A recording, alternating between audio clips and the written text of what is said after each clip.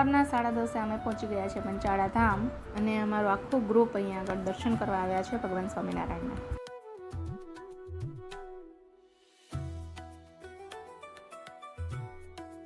બસમાં અમે કરી ફૂલ મોજ મસ્તી અને હવે આવ્યા છીએ ભગવાન સ્વામિનારાયણના દર્શન કરવા. તો અમે અહીંયા આગળ પહોંચી ગયા છીએ અને હવે જઈએ છીએ મંદિરમાં.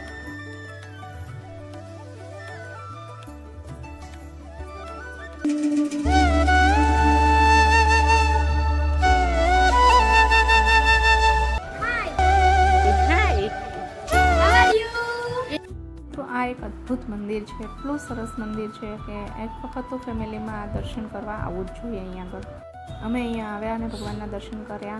અહીંનું વાતાવરણ એટલું પવિત્ર છે જે ફક્ત ફીલ જ કરી શકાય છે.